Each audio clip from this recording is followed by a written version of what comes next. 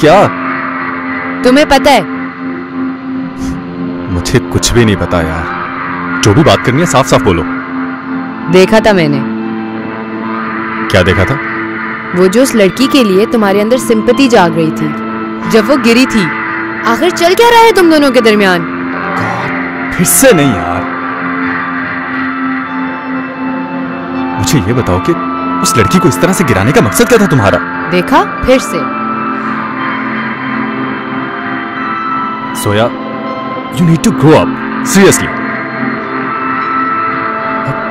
बहुत हो गया अब। मेरे लिए ये सब टॉलरेट करना बहुत मुश्किल है। What do you mean?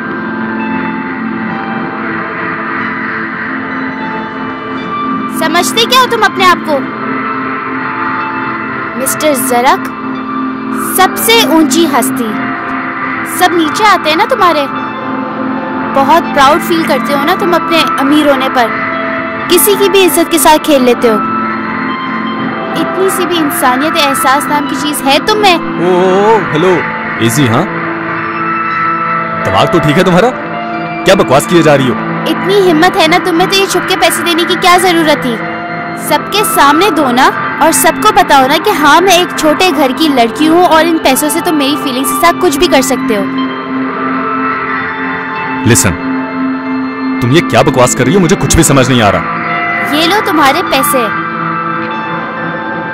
और ये कैश प्राइस वाला चेक जो तुमने मुझे भीख में जितवाया था। मुझे तुम्हारी भीख की कोई जरूरत नहीं है, समझे? और आइंदा मेरे मामलों में दखल देने की कोई जरूरत नहीं है।